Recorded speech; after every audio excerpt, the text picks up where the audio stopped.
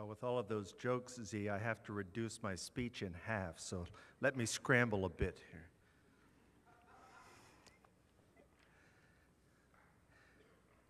I was invited to contribute to this Convocations series on resident aliens because of my experience and that of my family during the last 8 years or so living as resident aliens in Orvieto, directing, as you know, the Gordon in Orvieto semester program in this historic clifftop town in central Italy. Yes, by now I do relate to the resident half of the term. I have an official identity card and a carta di soggiorno indicating legal permission for long-term residency short of citizenship. Our daughter Isabel did her formative elementary school years in the local Italian school. The mayor calls me up for help with his English now and again, and so forth. But I still relate mainly to the alien half of the term, of being the stranger whose life as a foreigner depends on receiving hospitality from the native folk, those who think of Orvieto as their turf, their town. Indeed, our basically happy and successful presence in Orvieto is the result of such welcoming the stranger, as when one of our first students, Michelle Arnold, wandered into the town library the first week of our first semester, and a woman came up and greeted her warmly, saying that she had seen Michelle at Sunday worship in the cathedral and wondered who she was and why she was in Orvieto. From this gesture of kindness to a stranger by Anna Lardani and others like it, we were gradually introduced to the entire Lardani clan, to a vibrant and devout element of the Catholic Christian community in town, and friendships have developed that have changed lives in both directions. Hospitality given to the stranger, of welcoming the alien, is of course a current in the biblical ethic from Old Testament to New. As the Lord emphasizes in the law book of Leviticus, the alien who resides with you shall be to you as the citizen among you. You shall love the alien as yourself, for you were aliens in the land of Egypt. That's chapter 19. Think of a story such as Abraham receiving the 3 guests at the oaks of Mamre, told in Genesis 18. Quote, he looked up and saw 3 men standing near him, they're called angels in chapter 19, and said, my Lord, if I find favor with you, do not pass by your servant. Let a little water be brought and wash your feet and rest yourselves under the tree. While Abraham then prepared meal cakes and slaughtered a fatted calf for them to eat, after which they deliver the big news that Abraham and barren Sarah will have a son. And as the writer of the New Testament epistle to the Hebrew believers enjoins, do not neglect to show hospitality to strangers, for by doing that, some have entertained angels without knowing it. In both Leviticus and Hebrews, the duty to welcome the alien, the stranger, is based on our own primordial identity as people who have been there ourselves. We are all refugees and aliens as a condition of being human. Some of us may think of this as testimony to a deep cultural memory of our fall and exile, and hence of the reminder later on in chapter 13 of the Epistle to the Hebrews, quote, for here we have no lasting city, but we are looking for the city that is to come. And as the writer writes about Abraham, Abraham stayed for a time in the land he had been promised, as in a foreign land, for he looked forward to the city that has foundations, whose architect and builder is God. So we can readily recognize the alien stranger's need of being welcomed to the table of the resident host. But it can also turn out that the stranger may have something to bring to the table, something that the resident citizen needs. The stranger can be an angel literally, as in the Abraham story, with his promise of a miraculous birth of a son.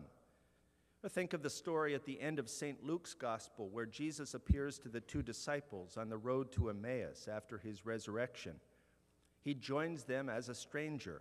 They offer him hospitality, dine with us.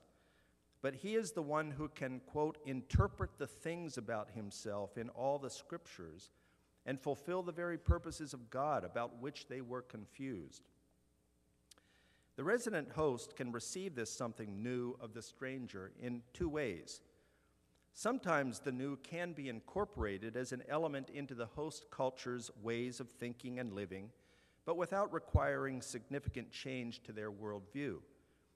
Other times, the new element doesn't fit the habituated categories and requires significant modification of the whole framework, which the resident may or may not be willing to make. Let's remember, for a fun example, that the tomato, one of the fundamental ingredients of Italian cuisine, mastered by the Italians, is a resident alien, imported to Italy from its native Americas in the 1500s and incorporated into Italian cooking only during the last couple of centuries. The tomato had to go abroad to make good, as one article is titled when I Googled this. A title which might make a good motto for global education at Gordon. Another food example is worth expanding because it implicitly contains the whole point of this talk. Madre Giovanna Galli is the larger-than-life personality who is the Mother Superior of the convent of San Lodovico in Orvieto, where Gordon's program was first housed. Suor, or Sister Giovanna, wanted to understand the utterly foreign autumn holiday, Thanksgiving, that figured with such emotional prominence in the lives of the American students and teachers which she hosted. One could try to explain to Giovanna the religious historical circumstances of the first Thanksgiving, and yet even the idea of Protestant Christians fleeing to maintain religious liberty in a wilderness territory did not readily translate into the categories of devout Italian Catholicism of this old school nun. But it's the pumpkin pie I'm interested in. An American-style pumpkin pie is foreign to Italians on two accounts. While the pumpkin is no stranger to the cuisine of central Italy, it's a vegetable and never a prospect for dessert or dolce. Second, neither the covered pie with full top crust, apple pie style, nor the naked uncovered version, a la pumpkin or pecan, is an element in the grammar of Italian cooking. The closest equivalent, and a fundamental of Italian desserts, is the crostata.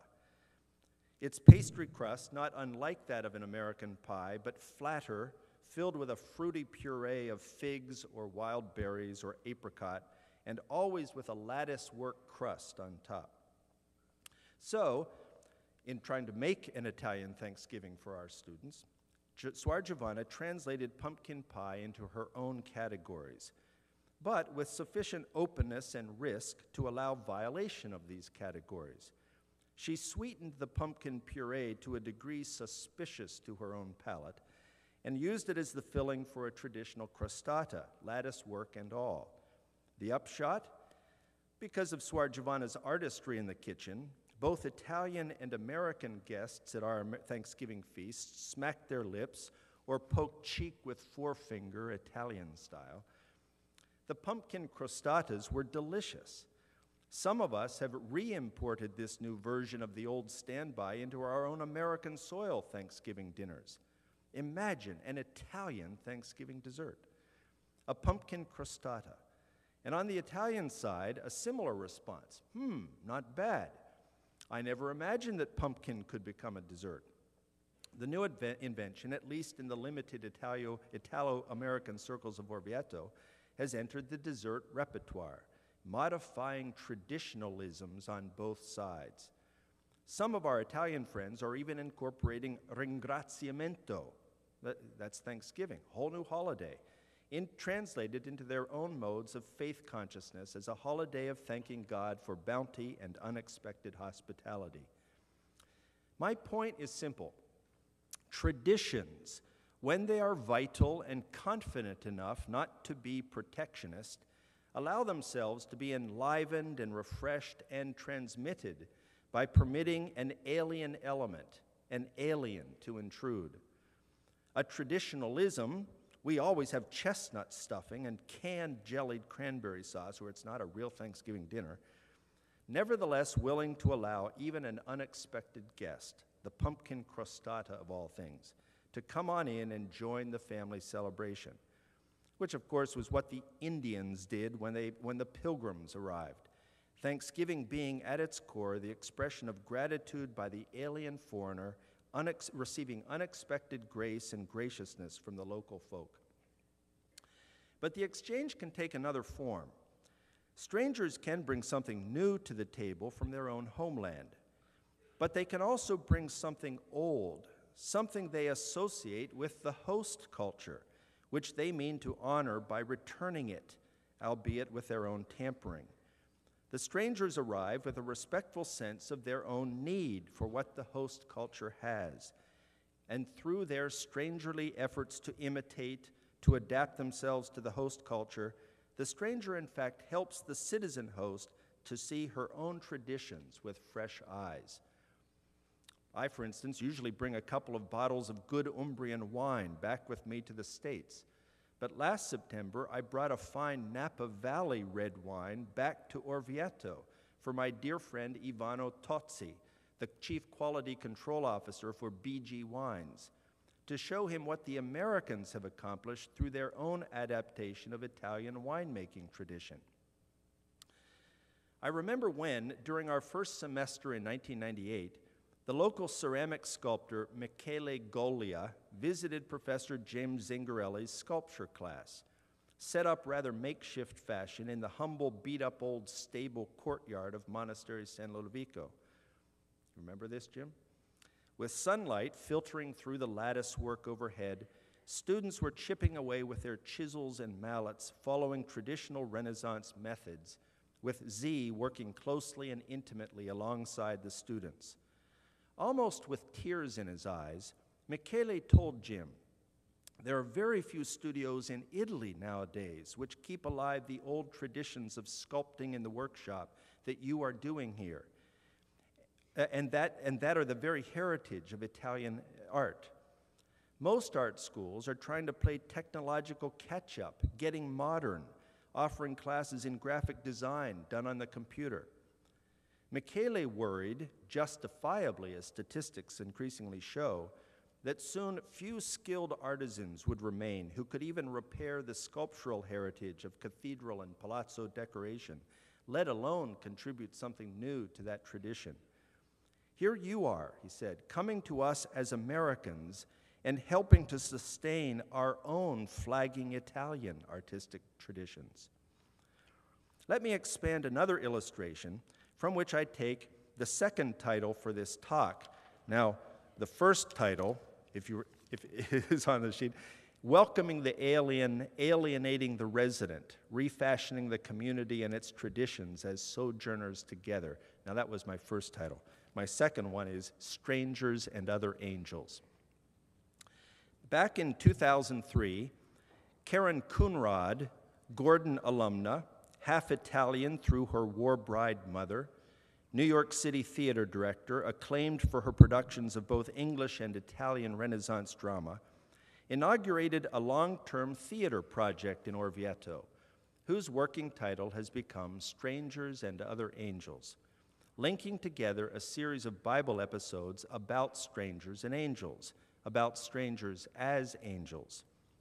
The play is performed in peripatetic, itinerant fashion, with each episode performed at a different church, piazza, or public space in town, with a cast that brings together local actors and musicians with strangers from the States, the Caribbean, Japan, elsewhere in Europe.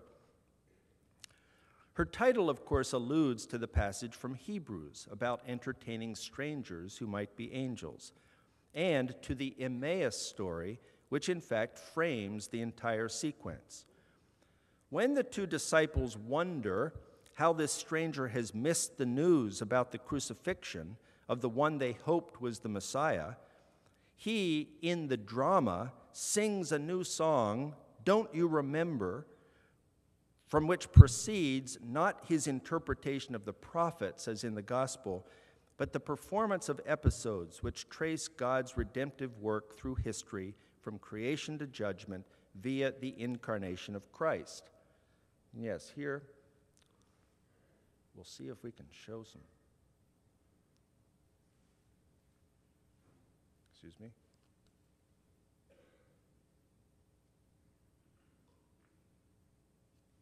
Just a second, I need this on my screen to start.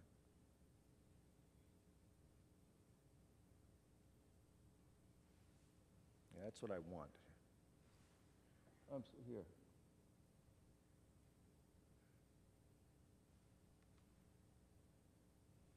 Okay. The incarnation of Jesus coming down to earth as the divine stranger, the alien who deigns to set aside his own power and glory, humbling himself to enter the flesh and blood and culture of the human dwellers, seeking and not usually finding hospitality among them. That's a scene from the Emmaus from the very beginning. There's Jesus. There we are singing the song, following the angels. The creation episode, performed in front of the Duomo facade, with angels moving from joy to grief as the first man and woman fall into sin, and the expulsion, where the angel of judgment also offers a hope for redemption.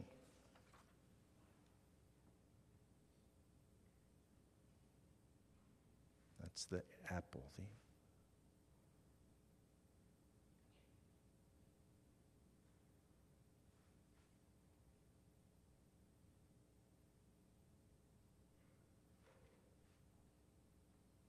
The angels after the apple has been eaten. The little boy watching on the left.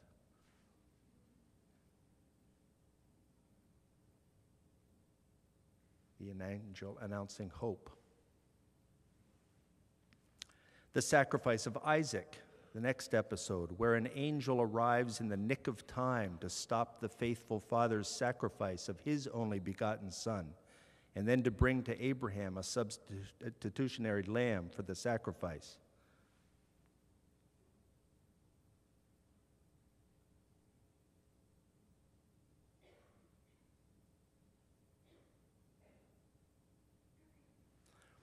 A very comical nativity scene in which the angel announces the birth in Bethlehem of a Lamb of God to the shepherds, just as they have discovered that the babe in Mac and Jill's cradle is their own fat lamb that Mac has stolen in order to eat.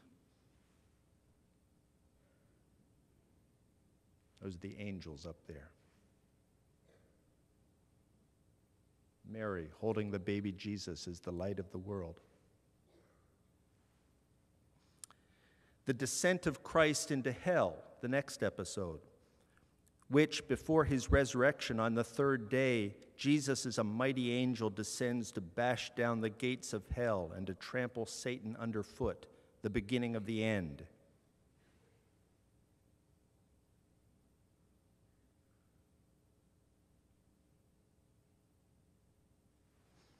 And then we return to the road to Emmaus in this play. The hospitality at the supper, where at the breaking of the bread, revealing the real presence of Christ in their midst, the disciples suddenly recognize the stranger in their midst as the one they should have been recognizing all along, if they had been paying attention to all the clues in their own tradition, who disappears. And in Karen Kunrad's production, their Emmaus supper opens up as a feast in the piazza to whom the entire audience is invited to participate.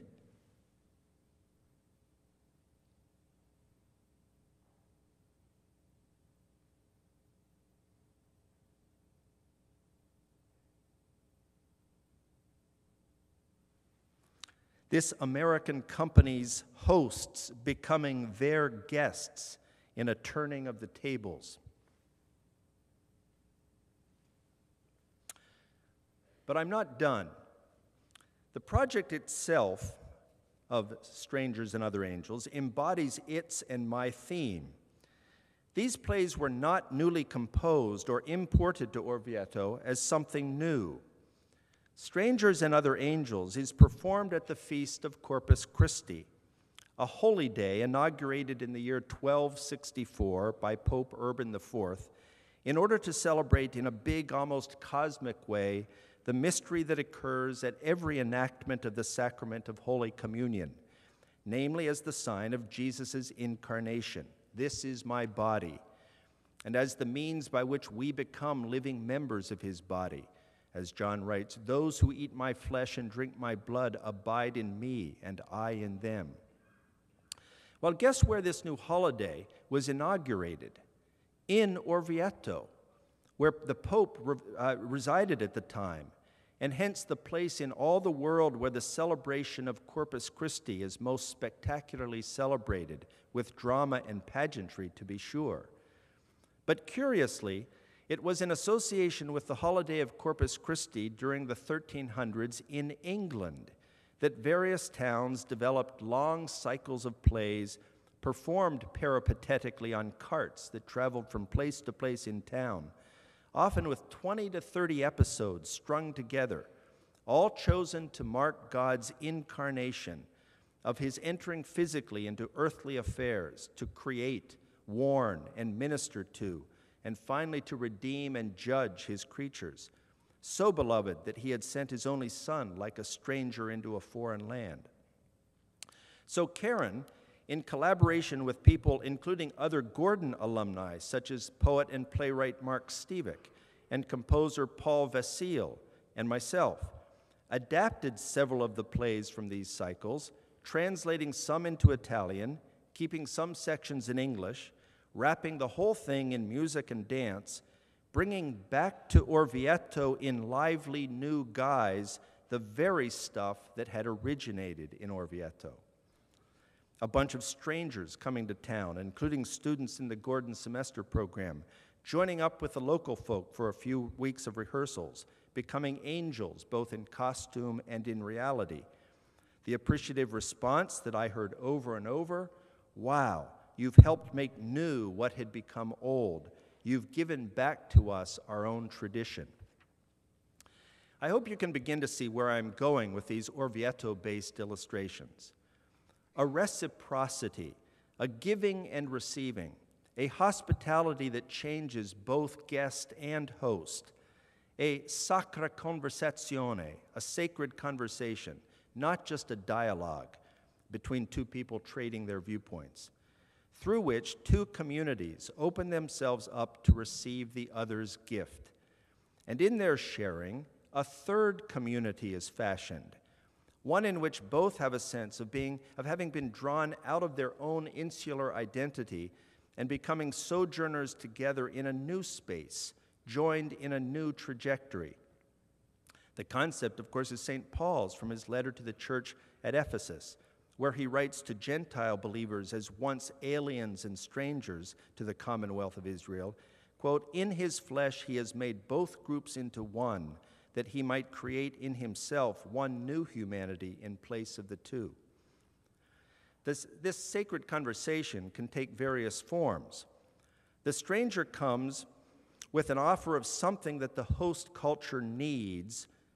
Okay, the stranger can come with an offer of something that the host culture needs, only to discover that the hosts have something that the stranger needs. Isn't this what so often happens on our mission trips? We arrive in Honduras or wherever, ready to offer our hammers and paintbrushes to re-roof a school or build a church for these impoverished folk, only to discover an exuberant simplicity of joy in the Lord and a generosity of hospitality that turns the tables on us. We're the more spiritually impoverished. Or the stranger comes with a sense of her own need, which the host culture can fulfill, only to discover that the host's need is as much or even more than the stranger's. This is largely the story, in fact, of our own program in Orvieto. We bring over some wonderful but deracinated, that means rootless, American Christian students with little sense of their history, of the immense heritage in Italy of art and architecture informed by the scriptures and Christian tradition, only to discover an increasingly secularized Europe in which the young people are even more ignorant about the imagery surrounding them than we are.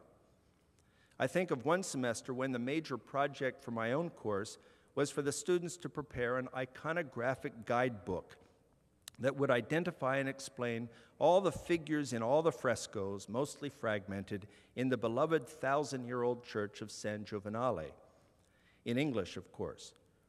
Then the priest, dear old Don Enrico, earnestly beseeched me to translate this into Italian because, as he explained, few of the people in my own parish, not to mention the Italian tourists that wander in, have any idea what they are looking at.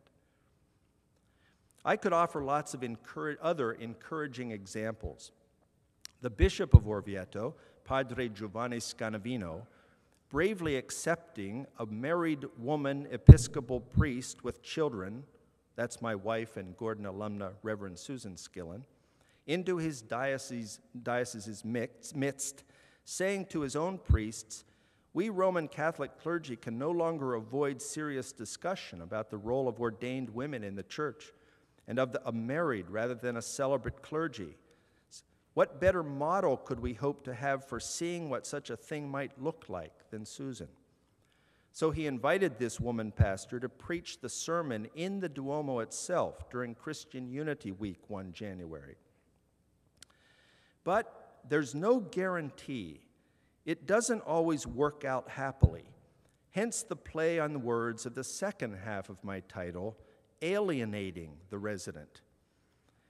In the stranger's angelic role of displacing the resident from habituation, from traditionalism, from closed parochialism, there's no guarantee that the stranger will not also alienate the resident and be alienated. Even Suor Giovanna of pumpkin crostata fame. In 2003 in Orvieto, Professor Bruce Herman, who you know, initiated his Mary Mural Project, as we call it, a series of panels on the life of the Virgin Mary, eventually settling into the format of the two enormous triptych altarpieces that were unveiled and displayed in the Barrington Center Gallery in December, before being shipped for permanent installation back in Orvieto later this year.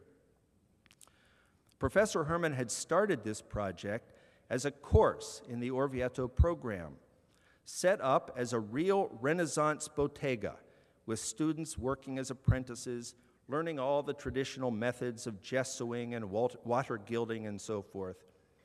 Local folk were brought in for photo sessions as potential models for all the figures, arousing Suor Giovanna's suspicions, uncomfortable having even local strangers inside the inner sanctum of the convent. Sergio Ricchetti, a distinguished elderly gentleman with a majestic gray beard, honored in town for his 50 years as the Lord Mayor in the Corpus Christi procession, was one of the three magi. The carpenter Luis was the carpenter Joseph. Anna Lardani and her daughter Elisa as the Elizabeth and Mary of the Visitation, and so forth. At the conclusion of Professor Herman's class, proud of our students' hard work, with Bruce's labors bringing several panels not to completion, but to a level of figuration sufficient for a private viewing, we invited the nuns to join us in an ecumenical service of Vespers, our singing and devotion and readings from Scripture oriented towards the Blessed Virgin Mary, with the incomplete paintings displayed on the walls of their intended permanent location. Catching us completely off guard, we could see the steam of anger rising from Suor Giovanna as she beheld the paintings for the first time. We staggered through the service. Afterwards, Giovanna commanded Bruce's and my presence in her office. There she erupted in rage at the insult we had just forced upon her by impudently obliging her and her community to pay their devotion to the Virgin, the patron saint of their order, via paintings in which the figures were clearly recognizable as local people, and many, moreover, from the charismatic renewal community whose behavior was an embarrassment, at least from the perspective of Suor Giovanna's theological and devotional convictions. We didn't know what to say. I felt mortified at my lapse of imagination in not having anticipated such a reaction. But I was also angry at Suor Giovanna for her inability at least to recognize the wholesomeness of motives, to acknowledge the innocence of the students caught in the crossfire, to appreciate that her Protestant American guests were at least trying to open up to the Virgin and her role in salvation history. And I was terrified by the distinct possibility that she would kick us and the program out the front door and lock it behind us. And she almost did. So, I'm concluding, we've been welcomed as aliens in Orvieto, and we've alienated the residents. But when God when God has some open hearts to work with, we all become resident aliens together, no longer so attached to our earthly motherlands, able to live in any country as a temporary motherland, and more keenly aware of the whole world as a place of exile and alienation for those who are called to begin living already as citizens in a kingdom not made with human hands, whose builder and maker is God. But here's a concluding few slides.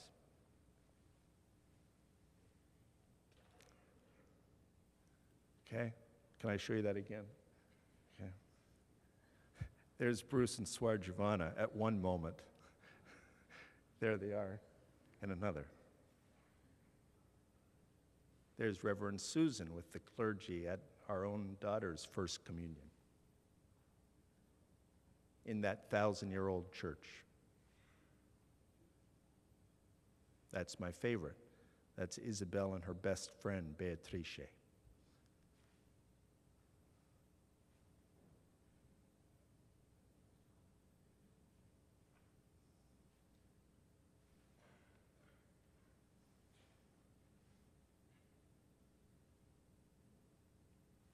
Thank you.